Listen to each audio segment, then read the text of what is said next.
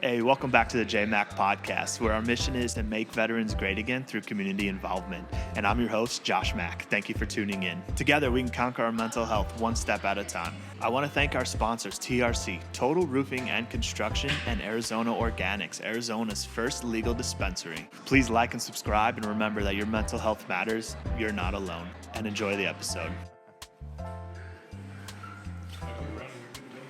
Oh, so we're live? We're recording? Oh, shit. Okay. Hey, JMach family, welcome back to the podcast. Today we have Chef Derek Upton. Welcome to the show, brother. What's up, guys? How are you? Good, doing well. How about yourself? I'm doing wonderful, man. I appreciate you letting me be here, man. Yeah, no, I'm honored. Finally been able to get you on the show. We've been going back and forth, and for a while I thought it was my lack of professionalism because I would allow my mental health to take me out for a while. No, it was actually mine. So it was mutual. Yeah. Both of ours, all right? So we're not alone. Yeah, all right. 100%, brother, 100%. So, Derek, tell me a little bit about your childhood. Yeah, man. So I grew up in Fresno, California. I kind of grew up in the hood. You know what I mean? We grew up in the ghetto, food stamps and, gang members killing people outside of my neighborhood type hood. You know what I mean? So I grew up in kind of like the 6th Street in Calaveras in Fresno. It's kind of like the projects, old Fresno, but a lot of gang affiliated out there, and so I kind of grew up in seeing that and seeing people die, and the helicopters and the police raids, and and so that kind of shaped how I saw the world at a young age. You know what I mean? For sure. And then my parents did better, and we got out of that and moved into a nicer part of Fresno, and I went to a nicer high school, and so I got to have that part of my life too. So, which made my growing up very interesting because I had friends in both worlds. I had friends driving, $100,000 cars to high school, and then I had friends that dads were going to prison because they, popping people. You know what I mean? Right. So it's I got to see a very diverse, eclectic kind of upbringing from people, and I got to see, who Give people you real really, life examples quick. Real quick, bro. What do you think contributed to you staying out of that lifestyle, not getting sucked in? Or did you for a little bit? No, I had a lot of friends, man. I was always big brother. It just, that's how it worked out. Like, I was always big brother to everybody. So I never got involved in it. I was always trying to keep them out of it. Okay. I don't know. I can't tell you one specific thing that, like, kept me from being a part of that. I think it was my parents weren't that, and so they never allowed it to get past our front doors. That's awesome. You know what I mean? And so that kept me understanding, that's not the real world out there. That's just, where we're at right now. That's not who I need to be. And so I think, my parents kept me out of that. And then once we moved out of that at like age 10, you know what I mean? We were in a different part of the city. And so I was no longer exposed to that. You know what I mean? I was going to better schools. And so I think I kind of escaped it narrowly. Because a lot of my friends did. The friends that never got out of the hood, never got out of that way of life. And that's just what they learned. And they created that cycle for themselves. And like that, they just continued that cycle in their lives, man. And so I have friends to this day that are still, almost 38 years old. And they're still doing that dumb, childish shit, So I want to know both the negative and the positives that you were able to take away from that. But let's start with the negatives. Like, how do you feel like that growing up for those 10 years affected you negatively? Man, I think that it made me, at a young age, it made me scared of the world for sure. I really did. Because that's how I saw the world at a young age. As soon as I can remember, 5, 6 years old, I can remember those things happening. Gang members across the street that are killed someone because of the gang initiation, and so like I kind of grew up with this almost fear of ever leaving my parental unit, almost. You know what I mean? Right. Like. Your safe place. Yeah, I think so. I think that caused some anxieties for me because I have, severe anxiety issues to this day, and probably a little bit of PTSD too. I find myself like still to this day when sirens go off or like helicopters over the head, I'll start getting like palpitations real fast. I noticed those types of things, now as an adult, and I didn't ever put two and two together until I started trying to fix my childhood bullshit and try to break the cycles of all that shit. Because there was other things that happened in my childhood, that had nothing to do with where I lived, but who eventually became part of my family. You know what I mean? So there's other things that happened, but I didn't put two and two together until I started unpacking all of that in therapy and started facing all that shit and being real honest with myself, which was one of the hardest things I've ever done to this day.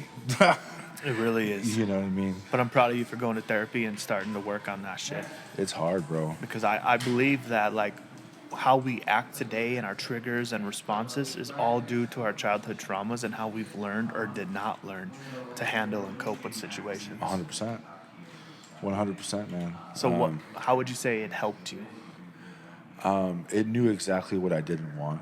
Okay. It showed me exactly what I didn't want. And showed you what you had to work for? Yeah, and how much harder I had to work to get past it and out of it, and to prove to people that I was never going to be a part of that, because that's where I came from.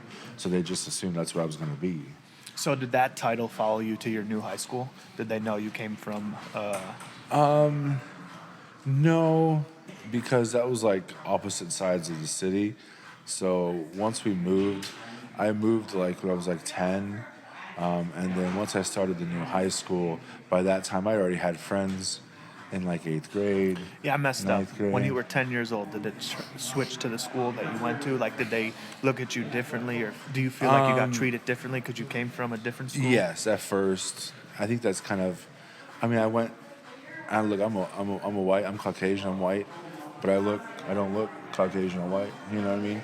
And then that's been something too, that like, I went to an all-white elementary school, for 8th grade, 7th and 8th grade, and then the high school was a bunch of rich kids, so I looked like I was from the hood. I didn't dress like them to begin with. Excuse me. I wasn't influenced, by that culture yet. I still was jeans and, basketball T-shirts or football T-shirts, just like, it was different. So at first I think there was some of that, like, who is this? He's new, we don't like him, the unknown. I think that's pretty natural for especially young kids, but I think as time went on, they realized I wasn't that. You had to show yourself and not let the quote-unquote reputation just... Right, guilty by association right. kind of thing, but then you hear me talk, you hear me speak, like, oh, he's intelligent, he actually knows what he's talking about in life and things and just in general. So I think that changed people's perspective. It definitely changed people's perspective as I got older and I started to accomplish things. People started to hate on me less. Okay. Because I was continuously proving them wrong. Right. They would say one thing, oh, he's this, this, and this, and the complete opposite would happen and make him look like a fool, And so I kind of let that just be almost like a propulsion for me, a motivation for me. Right. It's like, oh, all these people are going to hate on me. I'm just going to do my thing and let it prove me wrong. See, I think right there was a great example of, like, two paths you could have took. Yeah, 100%. Because sometimes after enough beatings, you're just like, fuck it, I'm that person. That's who I'm going to be now. But you didn't allow that to break you. You used it to empower you to be the better person. Well, I think at a young age, I also grew up in church, you know what I mean? So I think there's a lot of those ideologies that are still buried and seated within who I am. Right. You know what I mean? I don't necessarily attach myself to religious ideologies, or at least Western religion, the way that it is given to us. But I definitely believe that there is something bigger than bigger than us, bigger than anything that is out there that is creating such complexity that we are living in. The fact that we are living at all is just damn near an impossibility, statistically. So I think that, that was always a driving factor. Somehow I always knew that there was something bigger than me. And so I didn't want to be less than what I felt I could be. And so that just drove me to be harder and be bigger and be more and just, take it on the chin and learn from it as best I could. Even though that's hard too, Right. as you go through it, but you learn. So how did you separate from church, in a sense, right? Did that make sense? Yeah. Okay. So, look, I love my dad to death. He's a big part of who I am, my personality, who I am, like, on the man side of me. What I mean by that is, like, he's why I'm gritty. He's why I don't take people's shit. He's why, you know what I mean? Like, my dad was a man's man. Like, get up, go to work, provide for your family. Like, so, like, I still have that, like, gritty, I want to do it myself because I can type of attitude, and I get that from him. I think that's why I have such good work ethic and why I work so hard for things is because my dad worked his ass off. He owns a construction company. Okay. So, my whole life. And so he's, if you've ever known those guys, my grandfather, his father was military. So, you know what I mean? So I had that type of grit,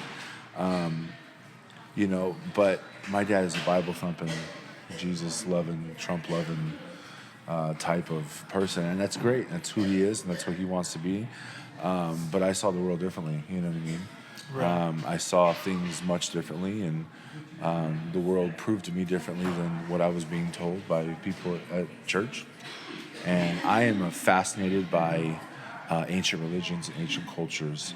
I'm fascinated by ancient history of humans and humanity. And so it's something that I study deeply and, like, listen every day about things, and just because I love of soaking up that knowledge. And so as I continue to do that at a young age, that just showed me that there was so much more to our history and who we are and what's happening than we've been told, that we've been led to believe.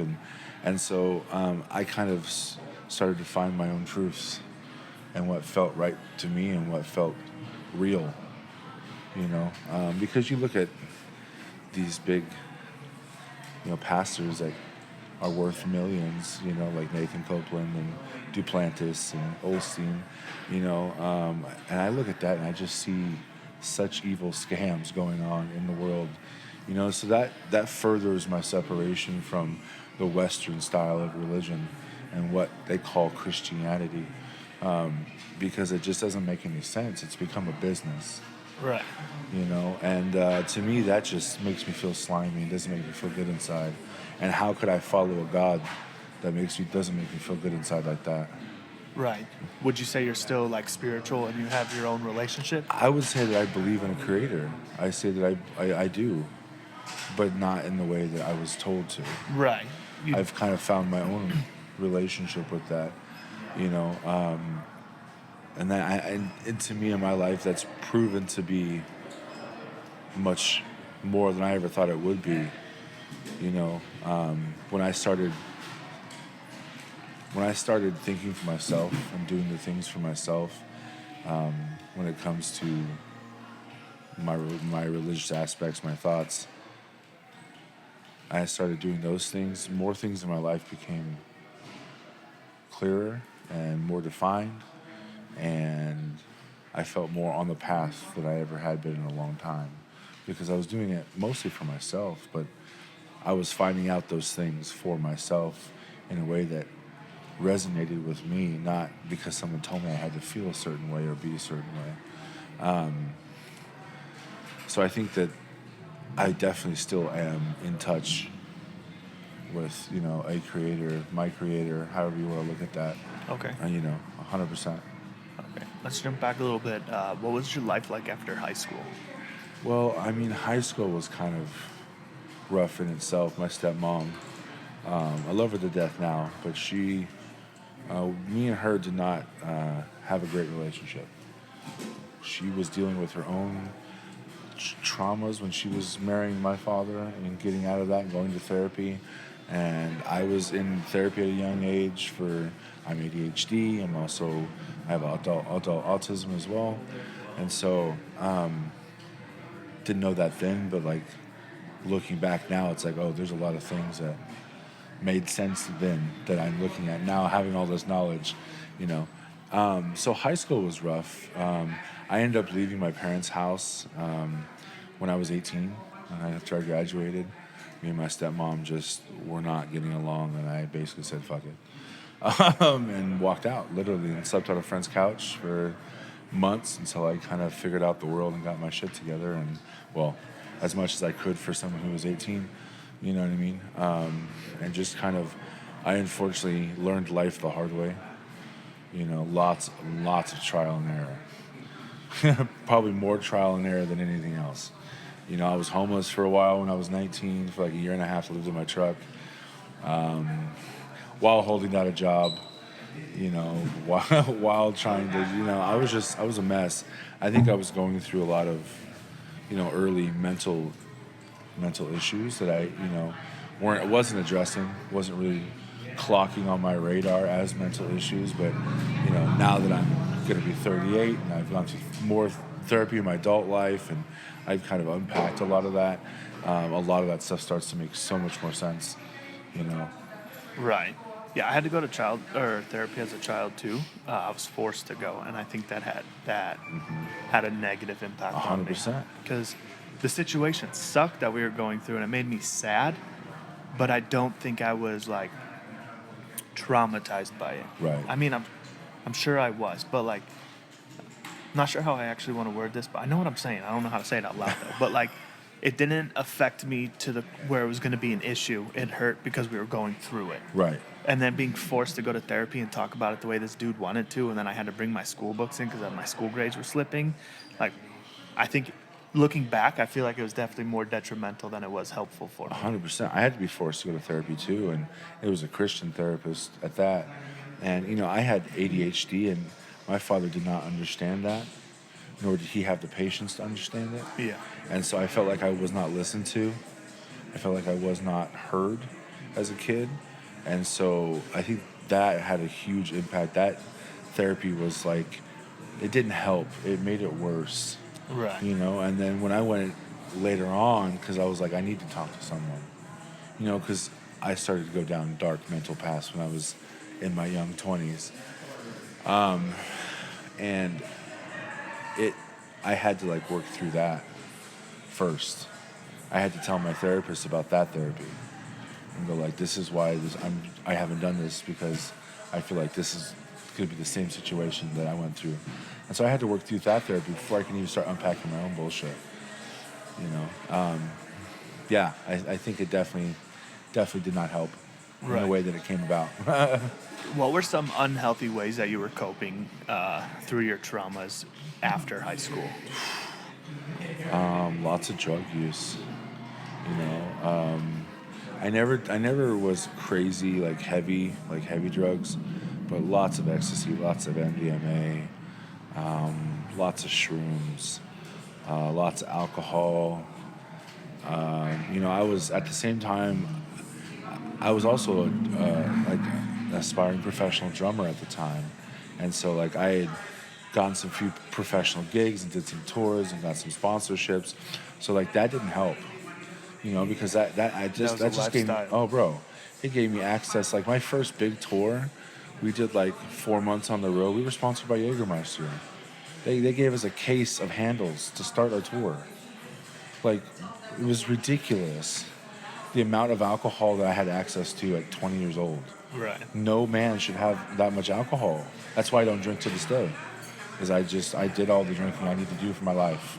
I'm over it. Like, you know, but, you know, I was heavy into a lot of those parties, you know, lots of drugs. Like I said, never crazy heavy shit. I got dabbled in pills for a minute there. I don't really have a very addictive personality, which is great. Nice. But, you know, but I do have a problem with wanting to numb the shit that I don't want to deal with. And that's something I had to reverse and teach myself and reprogram my brain to rethink now that I'm older. Now I deal with it. Now I face it. Now I head on. Instantly. So what got you to start flipping the switch to, instead of wanting to do the parties, you wanted to work on yourself or be better? In my late 20s, I was at a little get-together with some friends, and a friend was moving away, and we were playing King's Cup, and I was drinking a tall boy Budweiser, and my friend Thad was sitting next to me, and all of a sudden I have asthma, and I've had asthma my whole life. And I was like, man, I'm having some breathing problems. I don't know what's going on. I can't, I'm having shortness of breath. I can't get full breaths. And my friend Thad, thank the Lord, it's funny I said that. He was an EMT. Okay. So you talk about there being someone out there figuring things out for me, man. So I started having, and I drove there with him. So I started having breathing problems. Hey man, I probably need to go run to the house. I need to go use my medicine. I'm not feeling good. Well, I don't remember anything past sitting in his front seat of his car. I passed out, blue lips. I died in his front seat of his car, and I pissed myself and shit myself. Twice I died, actually.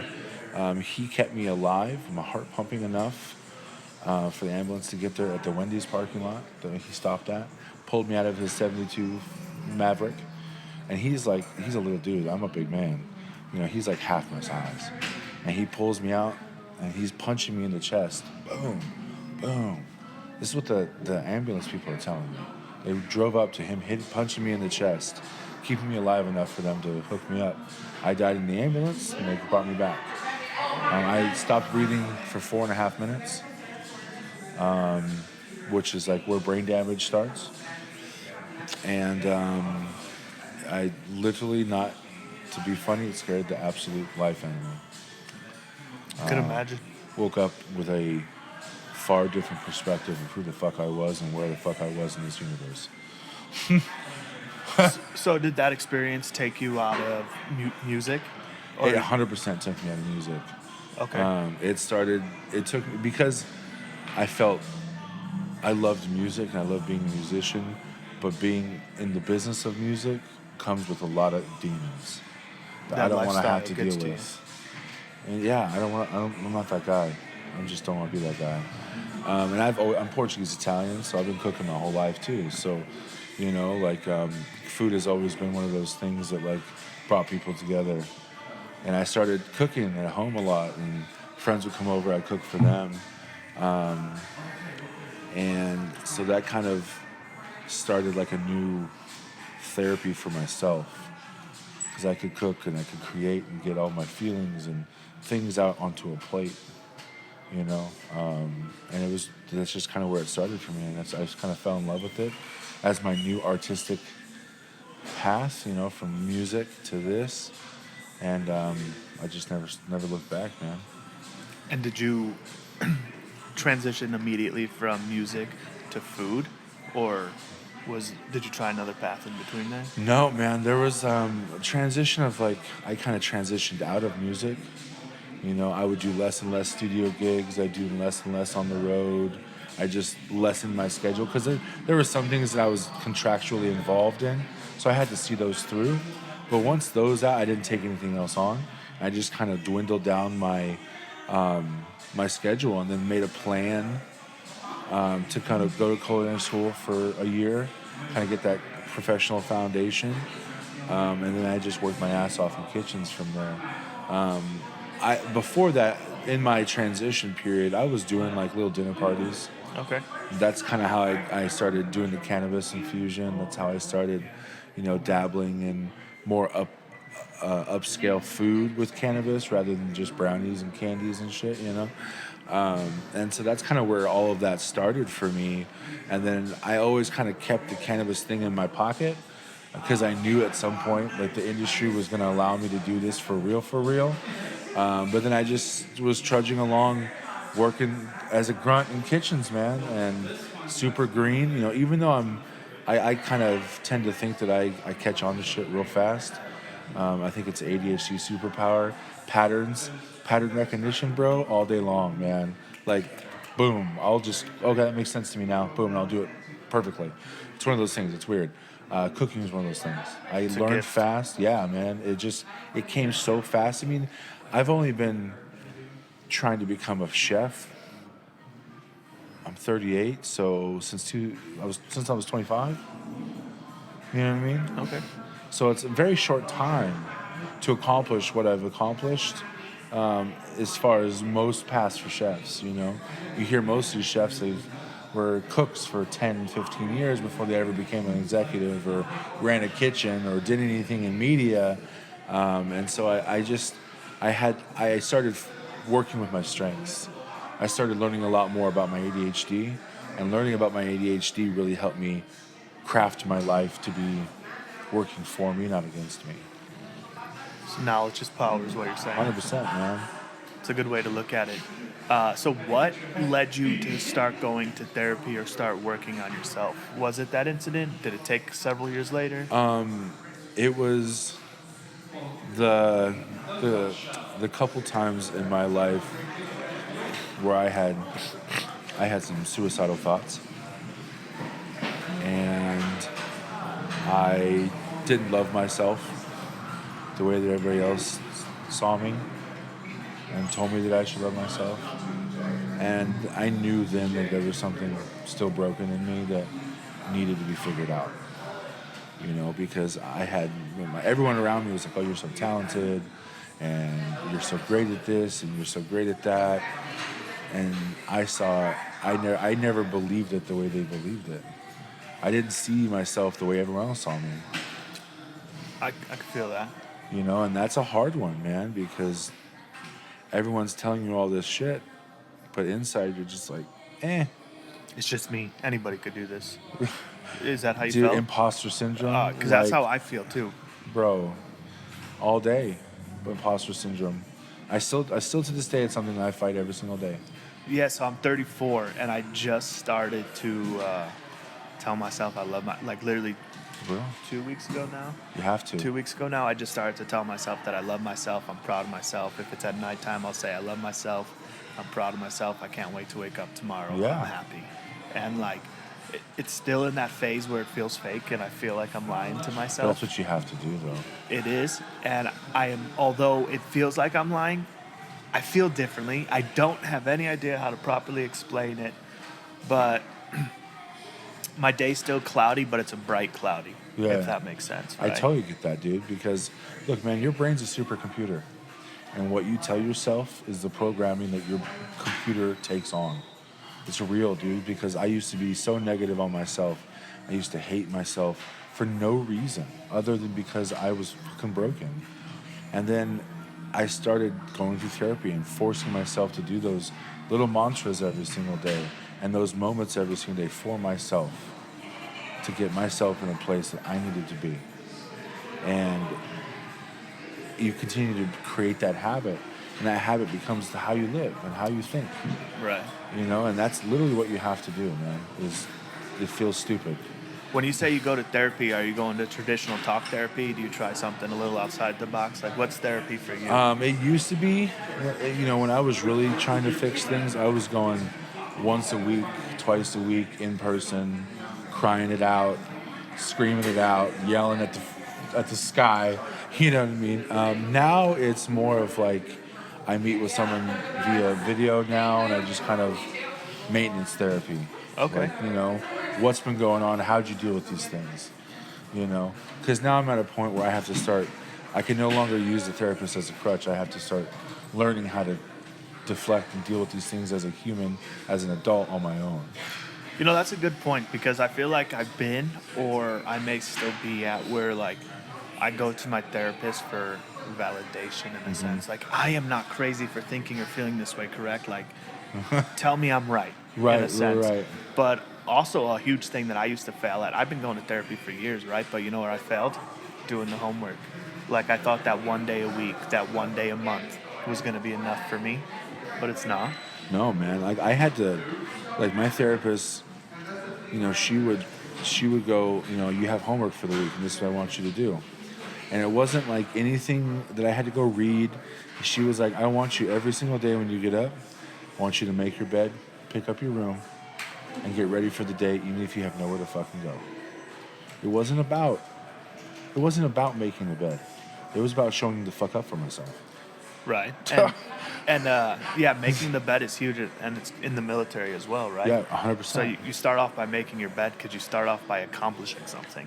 So your mind is automatically like, oh, I accomplished something already. Let's go accomplish something else. Exactly. But dude, sometimes it's hard to make that bed for It no really reason. is. Like you're so lazy, you got to move 2 fucking sheets and a comforter, right? Yeah. But my wife's really good at making the beds. But it makes coming into that room 100%, dude. more relaxing. Yeah, I'm not I sure get it. Yeah. Well, you have it. Look, I'm a firm believer that the space that you occupy is a reflection of your brain and your mind, and how you are organized in your mind or disorganized. I mean, it's a real thing. The way you live is the way you think, and people don't look at it that way. But like, if you live in a cluttered house with cluttered shit and you don't organize your shit, it's probably because your thoughts are all over the fucking place and you don't know what the fuck you're doing in your head. Stop calling me out, bro. Dog, I'm talking to myself as much as anybody else. I like it. Nice. But like, it's real, you know, and I still struggle with that, dude. Like, I still have to catch myself. Hey, I should clean my fucking room. It's been a rough, and I'll know, like, if I have a stressful week, ain't shit getting done in that house. But I make myself do it on my days off now, because I'm like, I have to.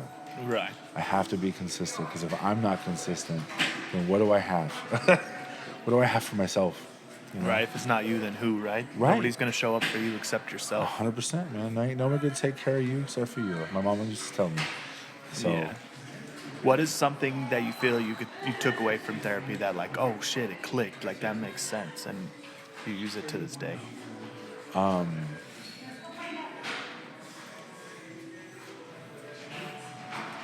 this is gonna be a hard one.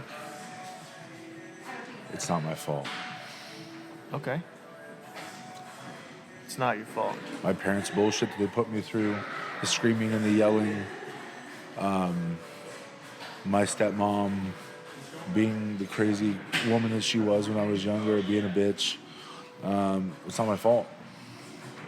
It's not my fault. It's not. And feel free to let those emotions out, right? Like, I hate using this word, that it's a safe place, but bro, it's a safe place here. Oh, I get it. I do have a question that, as you were telling me, it came up in my mind. You said that your dad is a man's man. So how did he take you going to therapy? Like, how did that play a role My dad in anything? didn't like it. My dad is very much does not talk about his emotions. And I went to therapy because my dad didn't understand that I had ADHD and didn't understand that. So he thought there was something wrong with me. So he had to go to a Christian therapist because there was something wrong with me. That was what, it was like, we don't know what to do, so I guess we'll do this. You know, that's kind of how he was about a lot of things. If he didn't understand it right away or it made him feel uncomfortable, he didn't deal with it. Right. And that goes back to him just not talking about his emotions in the childhood that he grew up in. You know, and that's that cycle. To this day, I try to talk to my dad more about things that went on, and he still blows me off. And he's like 71, you know, and he still won't admit a lot of the things that went on that were said to me, you know, because I was on prednisone for my asthma when I was younger, and it fucked my metabolism up. For my life, it ruined me. So I still lose weight and gain weight in weird increments and weird ways. It's all messed up. But, you know, there was things that were said about my weight when I was like 12 years old, my stepmom would say. You know, so there was things that were said to me that fucked me up, but my image as a child, as a 12-year-old, you know? Right. You know, my stepmom burned my clothes one time in the fireplace. She was so mad at me. And I was having an ADHD episode, and I get it. I was not easy to deal with. But she threw all my clothes in the fucking fireplace and burned them. And that was the only time I really felt my dad had my back. He took me to my mom's for like 2 months. Really? Because she needed to get her shit together, my stepmom. Dude, I'm Because sorry. that's a crazy. Yeah, You that's know? an extreme. Like, she wasn't able to control her emotions, and like you said, that wasn't your fault. But most importantly, I'm sorry that you had to go through that because you didn't Well, deserve that. no one deserves it, man. And you know what's crazy though? Well, I don't know if crazy is the right word, but it's so different reflecting back once you're an adult, right? Like, I thought my parents had life figured out. I thought all the parents did. Right. If you were a parent, you had life figured out. Right. You knew what the fuck you were Until you doing. realize that there's no book on being a parent. Yeah, and they're going through that experience for the first time themselves. Yeah, right Right, there. just because they have like 20, 30 years on you Right. doesn't mean they know what they're doing. 100%. And it's kind of a mind fuck for me for a little bit because, like, part of me wants to be empathetic, part of me wants to be mad and angry. 100%. And then it's like, dude, I'm wrong for being mad and angry because they were going through something or they're going through something. But then, like, it's hard to feel for myself because I can always feel somebody else's. Right. I can always feel for that. I can always relate I to think that. it's healthy to be mad and angry, but within reason. I think it's healthy to be mad, be angry, let them shits out, and then figure out how to fucking get past it, figure out what really went on, forgive them, so that you can then forgive yourself. Forgiveness is hard because it's probably okay, I'm not going to speak for everyone, right? But I'll speak for myself. It's probably like my subconscious and my ego and pride. That's something huge that I need to knock down, right? Like, before I joined the Marine Corps, I had friends try to get me to join the Army, and I almost did for a second. And then, it kicked in, my pride and ego. Like, if I was going to lose this weight to get into shape, I was going to be the best. I was going to have the sexiest uniforms. Right. You know what I mean? So, like, I think that is a great thing to have, pride and an ego, but I think it can become very detrimental if you're not able to control it Yeah. or at least understand what's You happening. got to keep it in check. Right. You got to keep your human part of you human, and not go, oh, I'm gonna that God, not God complex, for lack of a better way of saying it, but we as men get that way sometimes. The superiority. When we feel like we're badasses and we can handle some shit, like, we get this ego about us that is not seen clearly. Right. You know what I mean? I think there's two different sides of that ego. I think a male ego has two faces to it. And one face is the feminine side of the ego. And one is the masculine. And what I mean by that is, like, the masculine is, fuck yeah, let's go jump this dirt bike and we're going to be badasses. You know what I mean? And then the other one is, like, how do I say it? Like, I don't have to talk about my accomplishments. I just live my life. I am who I am, and it speaks for itself. Yeah. That's a different type of ego you have. Yeah. 'Cause I know, Absolutely. inside you're like, I know I'm badass, but I don't need to be that person. I don't need to be the asshole that has to Right. tell the world. Right. You can be humble about that shit. Yeah, humble. That's the word I was looking for. I feel that way too because, like, when I go out in public or I'm better at one-on-ones. Like, I can talk to you all day like this, Right. but we get in a group, I'll just be quiet and sit there Right. because I'll observe and listen. I'm not that person that needs to be loud and obnoxious to, like, fight for control in the room. Like, here you go. Yep. Your dick's bigger. Oh my God! Congratulations. Like, I exactly. don't fucking care. Exactly. Just let me be me, and, like, I don't have the energy to fight over it. 100%, man. 100%. Yeah.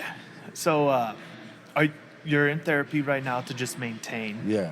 What really got you to do your homework? Were you instantly doing your homework, or did it take? It took me a couple of years to It start took some doing my time, homework. man. It took some time, It was more of a. It got to the point where I stopped hating beating up on myself for not doing the homework. I used to avoid my therapist because I wanted to do the homework, but I needed Right. my therapist because I wasn't doing the homework. Yeah, So it was just she would text me and be like, "Hey, so did you make your bed today? What'd you accomplish this morning?"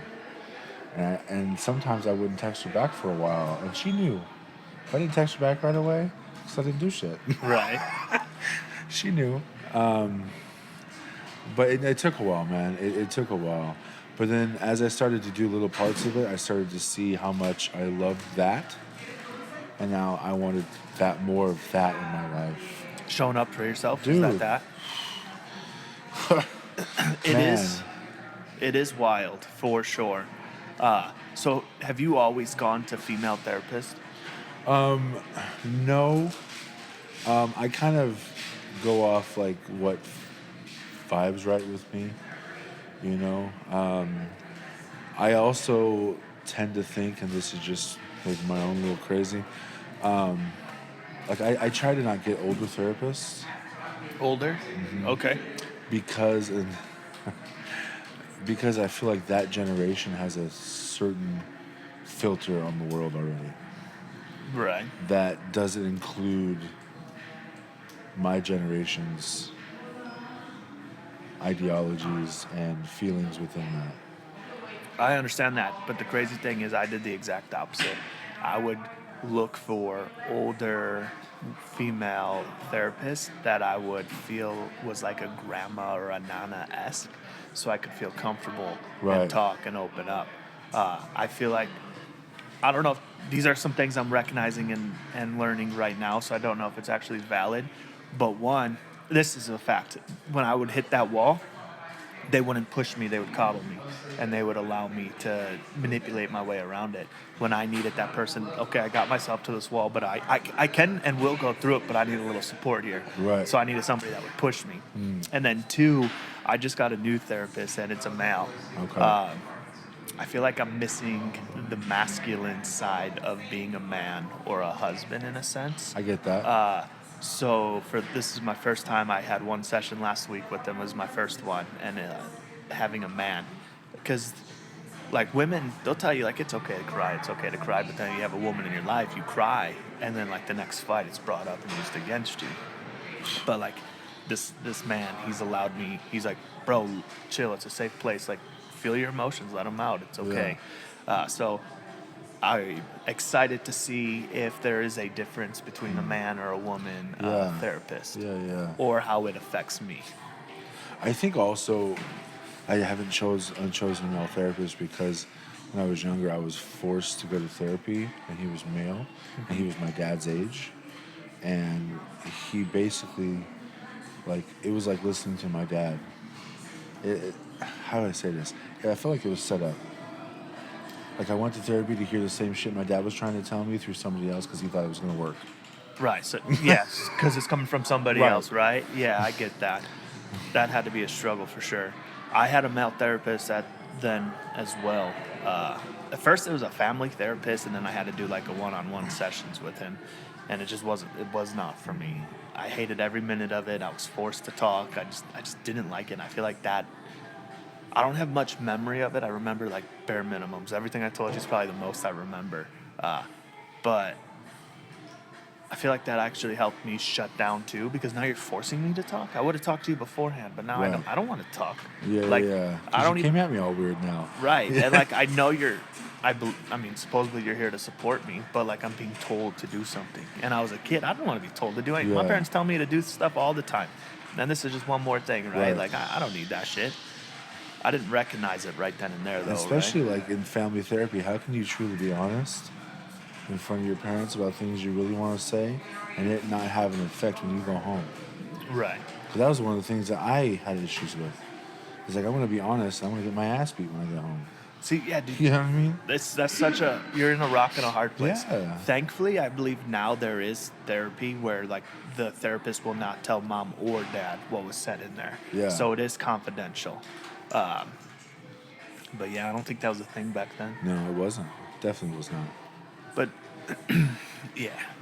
So cooking quickly became a passion of yours. Do you feel like that's also therapeutic? I don't know if we hit on that yet. 100% is, man.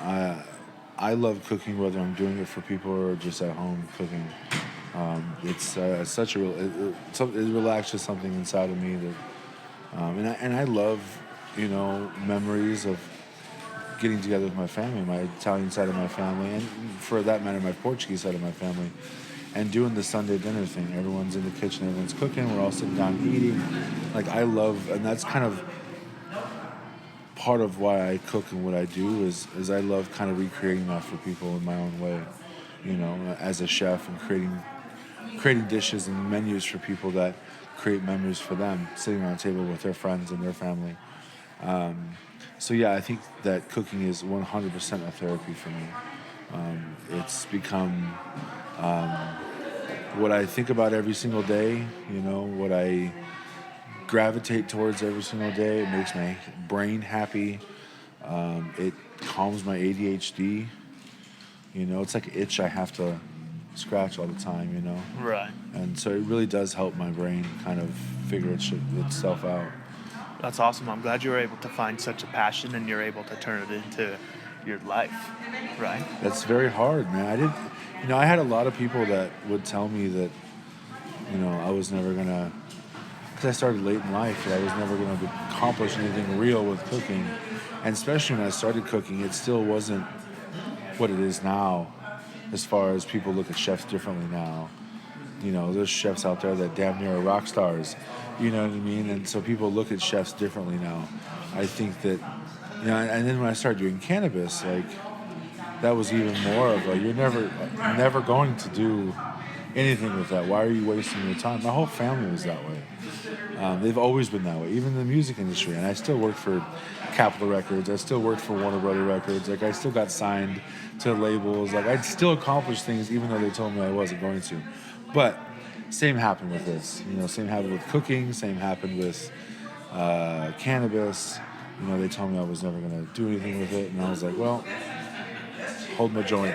Like, let me prove you wrong again. Yeah, 100%, Yeah, I'm glad you had that mindset, because for me, it's the opposite, right?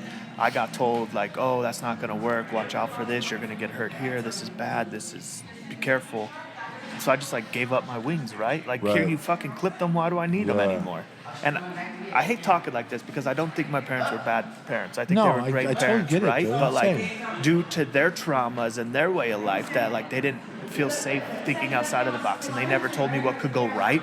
I was always warned what could go wrong, and I just allowed that to shape me as all right, everything's gonna go wrong. Why fucking try? Well, you think about the generation that raised them, Right. and the generation that they grew up in, right? So my grandparents grew up in the Depression era, where everything was about doing what made money, cooking, mechanic, all those types of trades, because that was the era. That's what was making money at the time. And so those ideologies of what makes sense to them is cyclically put into the kids and the grandkids, and that's how that shit works. And my dad thought that way. My dad didn't understand music and art and cooking. He was a construction worker. He was be a mechanic, go build something, go get your hands dirty. Yeah. He didn't understand outside the box. And so that's because of the childhood that his parents grew up in. And it's that cycle. It's that generational curse. Bro, it took me therapy to... one day I thought about that, and my therapist was breaking that apart, and she's like, well, think about how they were raised, and then that affected your parents, and then your parents raised you. And it was just See, but I hate, so I feel at a certain point that empathetic part that you're speaking of is detrimental. Because then I never feel like I can justify my feelings and my emotions, because then I start feeling bad because I'm empathetic and I understand how life works and how it happens. But I need to focus on me without feeling that empathetic portion. Right. Or so I think. I could be wrong. But I also don't want to be bitter and hold any sort of resentment towards that shit. We're all getting older, and who knows what tomorrow's going to bring or not bring. Man. And so I need change. That's why forgiveness is so huge. Forgiveness of self, forgiveness of other people, even if they never apologize to you. Right. What are some tools that you use to help you with forgiveness? Or has helped you with forgiveness? That I am no better, that I am just as broken as everybody else is, and that I have no business thinking that I'm any better than anyone else. And that people need love too, and they need to be forgiven no matter what they have done or are doing. Because at the end of the day, we're all living a path that no one knows about, a childhood that no one knows about, abuse that went on that no one knows about. So I think everyone needs to have a chance of forgiveness, because I'm no better than anyone else. Right, and at the end of the day, we're all humans. Yeah, we're all going to bleed the same. We're all going to fucking die the same, brother. We all have the same same something. I forgot what I was gonna say, but yeah, we all have the sames. Bro. Yeah, same. Fuck, dude. That's awesome. So, tell me a little bit more about this chef and cannabis journey that you're on, where it's taken you, where it's pulled you out of, and where it's brought you to. I was, again, it was one of those moments where everyone was like, you're never going to do anything more than cannabis is, and food is never going to be more than just edibles, and just brownies, and I was already throwing dinner parties, and I was always doing like 8 and 9 course dinners with, strain pairings and terpene pairings, and doing mocktails, and doing strain pairings of joints for different courses, so the joint would come out on a joint clip, on the plate lit already with the plate that it's coming out on. So like, I would do cool shit like that already, and so it just became this thing. Like, I never thought I'd get onto Netflix. That's for damn sure, But I just started putting out content. I just started putting out videos and pictures and posts on all my social media, and I would get like stupid amounts of reach on Instagram. I was getting like 30,000 in reach and 20,000 in reach on one post, and it was crazy. And then so I just did that for a long time, and then I met some people that were in the video industry that were like doing video for cannabis, like big time, and they're like, hey, let's do some food stuff. And so I started pumping out that content, and that created the Stay Hungry Kitchen TV show that I had on Channel 7 for a while here in Arizona. We were the first ever, to do a cannabis. It was CBD at that time. This was before we went legal in the state. But I had... Yeah, sure, CBD. on TV, I called it CBD. But, so we started putting our content on Channel 7, AZ Channel 7, because we had it all professionally produced, professionally edited, professionally recorded, all of it. Like, it was ready to go to any TV station. And then with all that content, I got hit up by a producer on Netflix or on Instagram. I didn't know it was Netflix at the time. They were just like, hey, I'm part of a producing team that's producing this TV show on a huge streaming platform. We love what you're doing. We love your content you're creating. Would you like to know more? And I was like, well, fuck yeah. Let's see what this is about. And at the time, I was the chef de cuisine at Original Gravity in Uptown, which is a little gastro pub. And I at the time, I was like, man, I want to do something more with myself. I didn't want to work in restaurants forever. I wanted to do something more. I've always felt that I could do more. I'm really good at marketing, really good at networking, really good at creating business, really good at connecting dots with people. Like, I'm just that guy. And so I was like, I know I could do something with this, because every time it's always because of those skills that I have, is because I find cool opportunities. So I'm like, I'm going to dump into this. So I reached out. I said, hey, I'd love to know more. Here's my information. 2 days later, I get a phone call from LA. It's an 818 number. And I was like, what the fuck's calling me from 818? I was like, I'm not expecting no one from LA. Anyways, long story short, it was the producer. They're like, hey, blah, blah, blah. We reached out on Instagram. We're putting together 10 of the top chefs in the United States that are in cannabis. We keep seeing you on Instagram. We keep seeing you all over social media. You're popping up everywhere. We'd like you to be on the first season of, Cooked with Cannabis on Netflix. And, at the time, I didn't say Netflix yet. Let me retract that.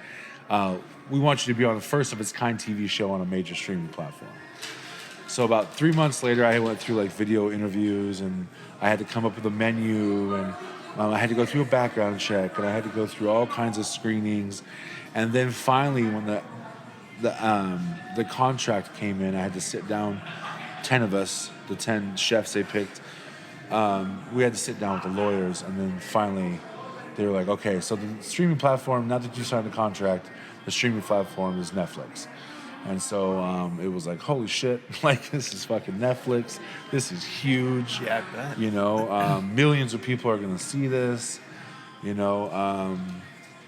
so that started like a whole different fire inside of me that somebody out there just for me doing my thing. I wasn't looking for it. I wasn't asking to be on TV. I wasn't looking for any sort of fame or notoriety or anything. But just me doing my thing and doing it because I love it, because I love to cook for people, brought me an opportunity that I could never have fucking imagined. Which led me into 1,000 other fucking opportunities that blew my mind. Like cooking for celebrities that I never thought I'd ever be able to cook for. And so that like started a whole, like, I can really do this. I have something. Like I'm really good on television. I'm really good speaking to people on TV. I'm really good in that world. And so I was like, fuck it, let's do this thing. And so they flew us to Burbank. They bought a candle factory in Burbank, I swear to God, this is the start of a horror film. They bought this candle factory in Burbank, and so we fly out there, we drive up to it, and it's fenced off, like you can't get to the building. We're like, yep, this is how we all die. Like they're filming a snuff film, like this is what we're, but we go in, they open the gates, and we walk through this big old like open space that smells like candles. And then the other side of it was all built out in the TV studio with like changing rooms and meeting rooms and then the TV set, So it was a wild experience, man. It was wild. So I'm trying to relate, how was that experience to being in music? Did it set you back at all in a way? Or has it always, were you strong enough and understanding yourself and knowing things to keep you out of that lifestyle that you try to get away from?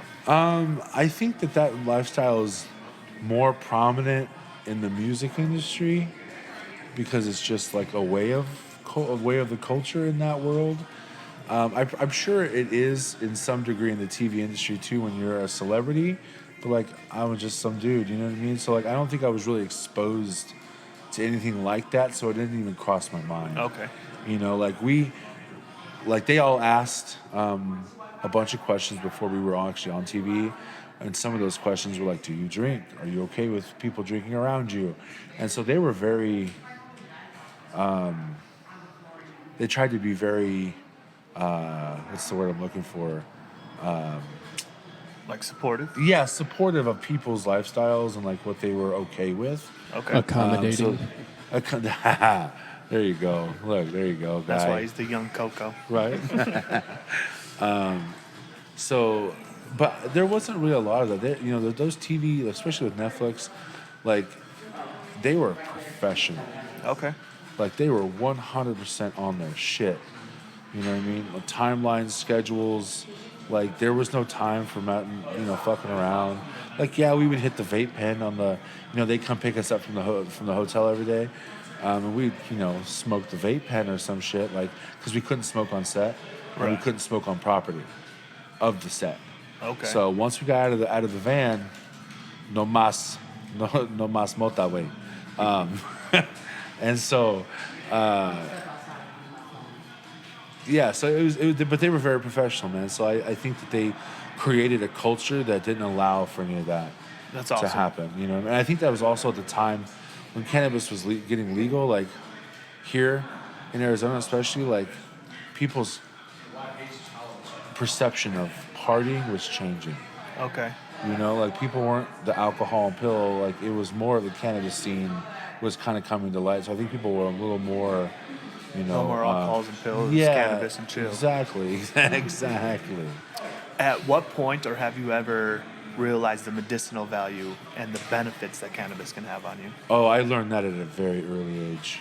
My mom is a bit of a hippie, and so growing up with my mom, my parents divorced when I was 5, so that's something we didn't get into. But my dad remarried later on. My mom was Wiccan, so my mom was very old world, of the earth, herbal type, remedy type person. So cannabis was something that she kind of always had around the house. She always kind of made me responsible in a way, like, don't use this to be an idiot. This is something that's supposed to be good for you. And so at an early age, she already planted that seed of it being medicinal. And then as I was going and growing up and I started smoking when I was like 14, I realized when I was having really bad anxiety or panic attacks, I would smoke and it was way better than any sort of anxiety medication I could ever take. And so I think that's really what led to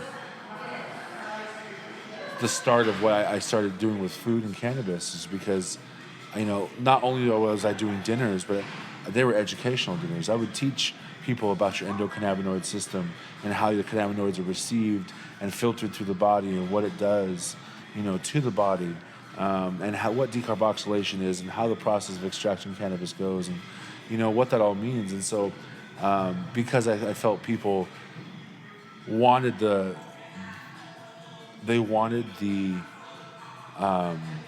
information, they wanted the knowledge, but it was always presented to them in a joint or a bong.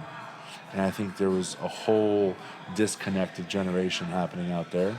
And, I think so that early on, medicinal, like learning that cannabis was medicinal at an early age, I think really led to me doing the dinners and shaping the dinners and what I've accomplished in cannabis the way that I did, because the education was so important. And it changed. Like, I had older generation at my dinners, 60s, 70s, retired lawyers, retired doctors, people with money, but that always were like, I don't want to smoke. But then I started doing dinners, and it changed the perception of people. And so I think that medicinal part of it was very, very important, and it always was with me since a younger age. That's awesome that you were taught it properly from such a young age, and I have the opposite again. My dad's a retired cop, so cannabis was definitely a no-go in the household, right? And I can see how it could be misused, absolutely, but I don't think it's the devil's lettuce, as they say. 100%. It really is, I can see how people use it for that, and I can see how it's just another escape, right? But this escape, I'm not going to start slurring my words. Right. I'm not going to turn aggressive. Right. I'm going to be able to think through a situation instead of instantly reacting and having my emotions. It's definitely a tool to use. Well, and it's funny, this might ruffle some feathers in the religious sector, but they talk about in the Bible the last sacrament. It's believed that the last sacrament was cannabis. It's found all over Jerusalem, found all over the Middle East. It was used as a ritual and ceremonial, because cannabis comes from that area, Kush, right? It comes from that area. So there's a lot of historical evidence that would claim that cannabis was the last sacrament. It was used in a lot of early Neolithic Christian, like the pre-Christian rituals, and when they would get together, they would use cannabis, and they would use it like you burning incense. Then that's smoked it, but same idea. It's so wild how the people in the higher positions in the world are telling you, oh, this is bad, don't use it, don't do it. And then the motherfuckers are using it themselves. For thousands and thousands of years they've been doing it. Politicians especially. One of the things that I think kind of went wrong with the legalization of cannabis is that Arizona Organix does a great job at educating people and providing people with the right information and knowledge, right? But I feel like there needs to be a more doctor office / dispensary style, where it's more like private, more one-on-one, more educational. Like, this is good for people that already know what they need. Right. But there's other people that need to learn about it, and they need a different experience. It's like they're not going to walk into a facility, a normal dispensary, right? Because how they grew up and how their mindset is.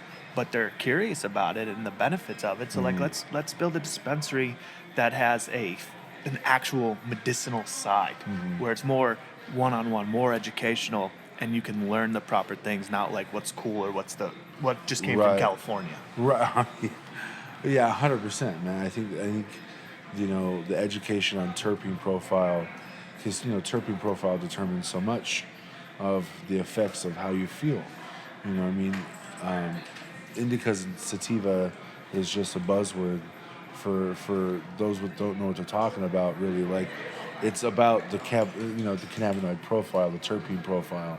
That's what's really going to give you the effects, psychoactive effects. That's what's going to determine your psychoactive effects. You know what I mean? So people don't know that. People buy weed because it's got 32% fucking THC in it. And they wonder why they have a fucking headache all day. You know what I mean? Like, you don't need 32% fucking THC if you have really good cannabinoid profile and terpene profiles. You can have a lower THC and still feel just as high. You know, so that's the education that people just don't realize. Because cannabis was never, it didn't start off that way. It was suppressed for so long that it was only used, only people only saw it when they were smoking in their party.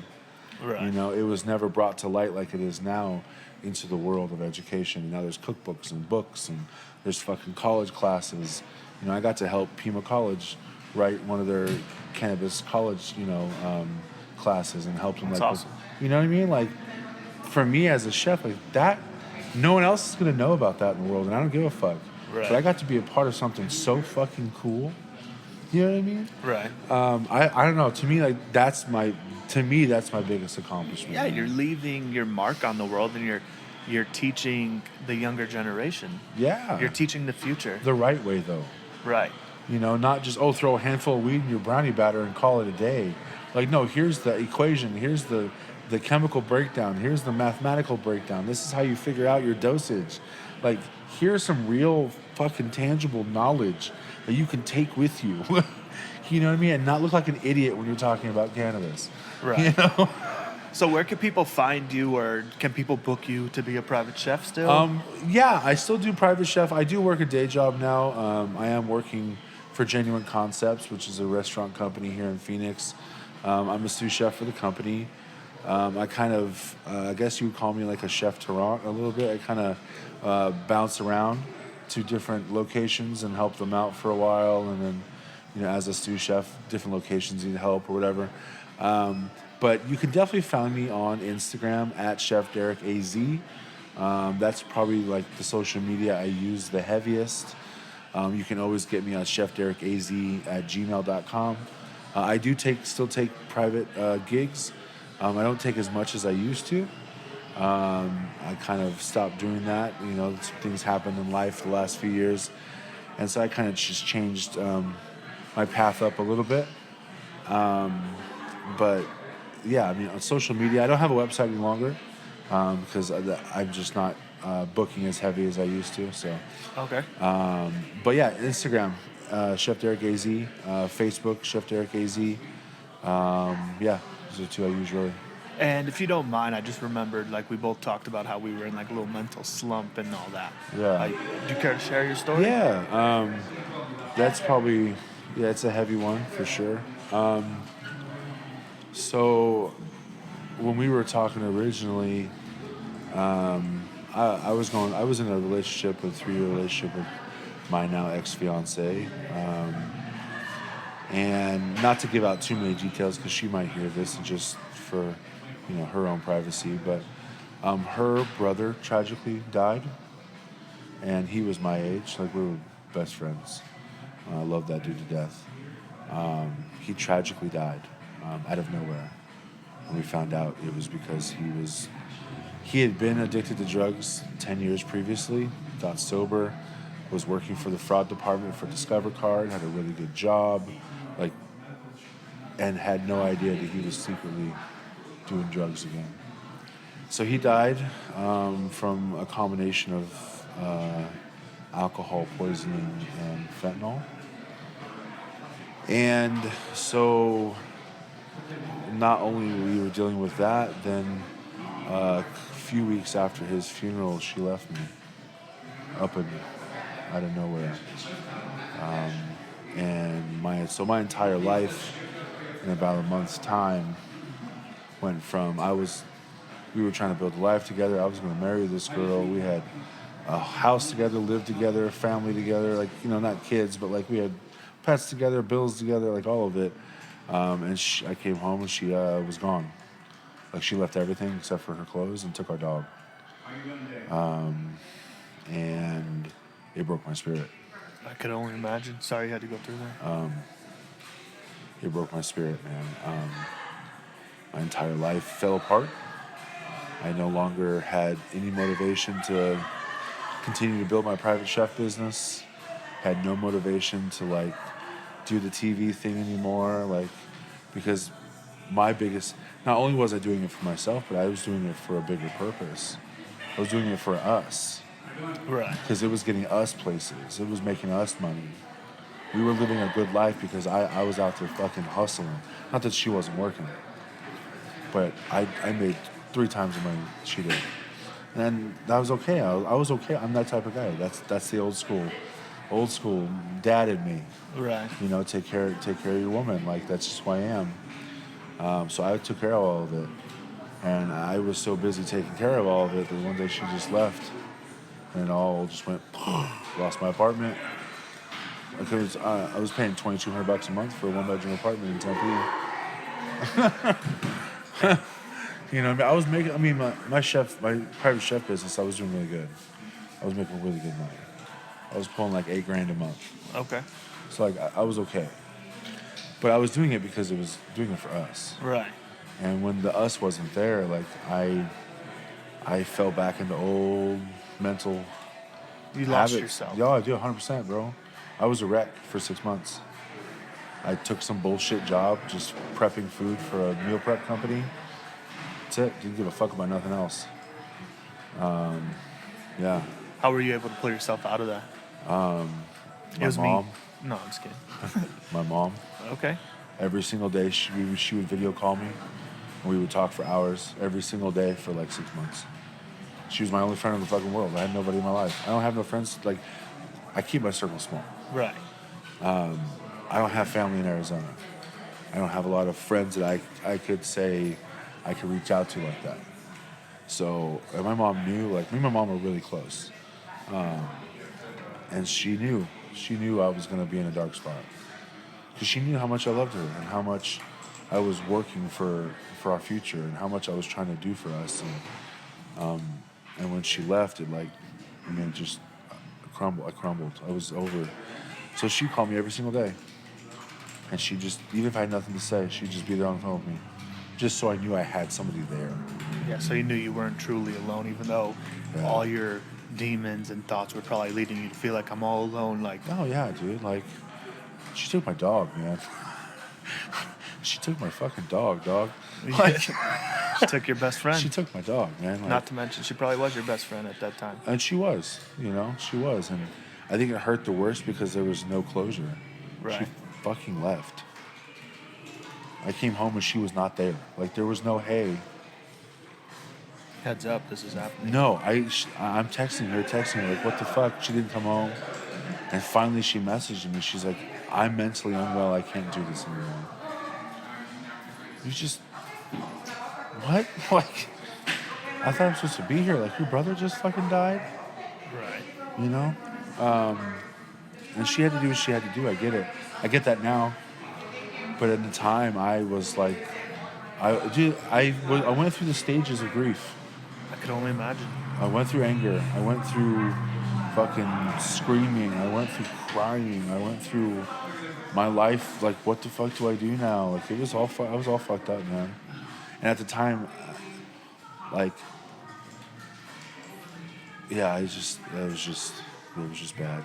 I ended up losing my apartment because I was like, fuck it, I'm not paying this fucking place anymore. And I couldn't come home every day because I come home to the apartment, it looked exactly, it had all of our shit in it. Had all of our shit. Right. The same, everything was on the walls every single day. I even rearranged the apartment, but it was all the same shit. And so, like, I literally threw away everything. I walked away from my apartment, threw everything away, and started absolutely brand new. Bought a brand new bed, brought all new brand new shit, and walked away because I couldn't look at it all, man. It was too much. It was almost 4 years of our life. And then one day she just wasn't there. Like a chapter of my life I didn't get to finish. Right, and you had no say in the matter No whatsoever. say in it, man. That's hard. And, like, it sucks because you were probably empathetic and I'm assuming Don't get me wrong, but you're probably empathetic towards her, but you probably hated her too for a minute. I, right? I 'Cause, was like, how mad could you do because this to me? how could you do me like that? Right. Like, like, Did it chant in a like quote? I set up. Look, man, like I made the video for her brother's funeral. I set up all the things because she mentally couldn't do it. Her mom mentally couldn't do it. Her dad already passed. There was no one else to help, so I did all the things for the funeral, and I just felt like I was used in a way. Right. And I know that's kind of fucked up to say, because But I you- was there to help. I was there to be there for her, but then that happened, and it made me feel like I didn't matter at all anymore. Right. Because how could you just dip out of someone's life like that with nothing, like no extra? You can't even look me in the fucking face. That's hard because I feel like it would make me feel like I was the problem. I this, I that. But in reality, it wasn't you. It was truly her. Like, she wasn't strong enough to handle it. And I am empathetic and sympathetic that she had a mental. Her brother just fucking died, Yes. and they were close, and that was the only man left that from her father in their family. You know what I mean? Right. And so, like, one of the things that she said to me in the text message was like, you know, now that my brother's dead and my dad's dead, there's no one to walk me down the aisle, so there's no point in getting married. We've been engaged for a year already. Right. It's like, fuck, you know? That's heavy. It's hard. It was rough, man. But I had to, you know, it took a long time to pull my, I think I'm just now truly kind of getting out of that, the tail end of that, you know, truly like where I don't think about it and it doesn't bring up all the emotions as much as it used to. It's easier to think about, easier to talk about without like getting angry or feeling a certain type of way, you know? Right. So, Have you talked to her since? no, we've had not a single communication since then. But you've been working on yourself and you could talking about this in therapy? Yeah, man. Like I try to be very open about it because I feel like if I'm not open, I'm going back into old habits, and that was my problem before, because I never would talk about my feelings, and when I started to, it just all came out in angry ways, and so now I'm very, very upfront with, like when people ask about those things, I'm very honest because it's not only with them, for them, but honest so that I continue to never let it hide. I always know that it's there, that I'm getting past it. I'm not going to allow it to sit in the back of my brain and then one day I get angry over some shit and realize, oh, it's because I wasn't dealing with this. I wasn't talking about it. I wasn't keeping it up front because I don't want it to hide. I don't want to hide it. I want to get past it. And I think me talking about it is me getting past it. I think so too. I think every time we talk about a hard situation, it makes it a little bit easier, whether we feel like that or not. But talking about it is so much better than bottling it up because Thanks. I am a prime example of bottling Yeah, things man. up. And like now, in the situation I'm in, I almost lack empathy in a sense because I'm just so frustrated and like shit keeps happening, Yeah. but shit doesn't get talked about. Yeah. And so it's like, I'm tired of bottling this up. I'm tired of living this way. Like, I want change for it. I want change. I don't want anything negative to happen. I don't want to lose you. I don't want anything like that, right? But we both need change. We both need to work on things. And me, importantly, I need to let things out in a more constructive way, opposed to waiting and snapping back with everything. Yeah. But I'm glad you're getting through this. I hope you are able to fully understand and are fully aware that it's not you, it's not your fault, and you're not alone. And there's people here for you. 100%, man. I think it's taken me a lot of years to realize that there's, you know, because I think as men you get in your head like you're the only one that feels this way, so you can't talk about it. And in reality, it's probably everybody fucking around you feels this way, in their own way, you know. And so that's something that took me a lot of years to realize that it's okay to not be okay, but it's not okay to stay there. Right. So for the longest time, I'm stalling because I forgot my train of thought and hoping it comes back to me. But for the longest time, I thought I was the bitch, right? Right. Like I was the sensitive one. Men aren't like me. Like Right. it's because I'm so emotional. But now that I'm sitting here talking to you, I think I heard that as a child from people. And so it stuck with me, and that's how I feel.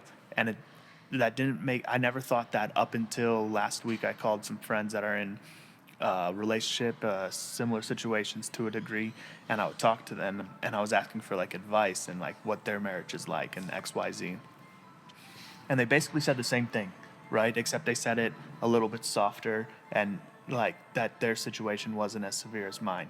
That's my judgment, not that. Right. But I also am taking the fact like they're not going to tell me the worst case scenario that they've been Right. going through. Yeah, 100%. But I was able to relate to them, and I'm like, okay, so part of this is just being a man. Part of this is what comes with being married, and it's a struggle. I forget why I started talking about this, but I'm going to wrap it up with that's why we need to surround ourselves with people in the similar situations or situations we want to be in, right? Because then you're learning how they got there, what they put up with, what they don't Right. put up with, what boundaries they may or may not have set up, and you learn how to be that person you want to be, opposed to talking to your friends that may not be in the same situation or may not even be married at all. Right. And that, because then you're getting their opinions, but like they're living a life that you don't want. They don't understand the dynamic between. I was married for 5 years, in the midst of all the other bullshit in my life, so I totally understand. It was rough, man. Communication and how to communicate and how two different people see the same thing differently, and man, it's rough one. Sure is. Dude, talking to you, I'm going through it with my wife, right? But like right now, I feel like I've just been wrong, right? Like Right. my feelings are valid, but like I also gotta take in like what she's going through, and like just because I've had enough doesn't mean that like I need to treat her. I don't feel like I'm treating her bad, but I'm sure she would tell you the opposite, right? So like I need to like better our situations together. It's just really hard because I feel like she has so many boundaries set up at this point. Like, how the fuck am I going to get through? Yeah. Because I break this boundary, but then you have one behind it that counters what I just had to do to get to it. And I feel like I'm set back. So I don't want to give up, but I almost feel helpless in a point. So I didn't mean to make this about me. No. But I mean, fuck. it sounds like she needs to be open to hearing hard things, though. Yes. And that's not a mountain that you can accomplish for her. That is something we all have to fight. That's a fight we all have to fight ourselves, because if we don't fight it ourselves, we don't learn it properly. Right. And we have to learn to be open to other people's opinions that we don't like. And just because how I feel or how I think isn't what you think or feel doesn't mean I'm wrong and I don't deserve to have those feelings. Right. Maybe I should have addressed it to you in a nicer way. But like for you to not even take an account of how I'm feeling or why I feel that way, like how is anything going to be solved? Because you think you're right and I think I'm right. So now we're just going to be two bulls butting heads. And I'm sure we're both at that point where like I'm tired of being the one that bows down and apologizes or blah, blah, blah, blah. But like we have 2 young kids, man. Like life can't keep going on like this. And I am trying to make a change regardless of how she is. But I'm trying to be better. But some days it just feels like the more I work on being better, the further I get from Her? That's a tough one. I don't know if I don't want to say that on air or not that I'm getting further away from her, but like yeah. Like we're getting further away. We're not connecting the way we need to. Like we're both on fight or flight this whole fucking time. So every time one says one thing, it riles the other person up. Then then I say something, it riles her up. Like we're just in this constant battle of insanity that needs to change. Sounds like that one of you is doing the work to change and the other one isn't doing their personal work, and you're growing and she's staying the same. Yeah. I mean, there was a point in time where she was doing all the work too, and I probably wasn't. Gotcha. But like, fuck, it's hard right now. And the times that I think the clearest is like during these podcasts or like afterwards. Like I get here and I vent about the situation, and then I talk and I hear stories. So Honestly, I have to use the bathroom, so we're Yeah, going to bro. wrap it It's up. all good, dog. Do you have any saved rounds, anything I missed that you want to discuss or tell No. people about? What's next for you? No, man. Everybody can check me out at The Genuine on Bethany Home on 16th Street. We'll be menu change coming up, so it's really cool food. Okay. Really cool stuff happening. More of a Mediterranean, Italian style vibe over at The Genuine. A little more fine dining. But yeah, come check me out. Come see me. Come say hi. Come have some food. You know what I mean? Come have a plate. So. Yo, 10% discount if you mention JMach. Right? Just kidding. But yeah, so thank you, Derek. I really appreciate you being on the show. Appreciate you. I appreciate you opening up and sharing your story with me man, as well. Absolutely. It's fun. Thank you. Yeah.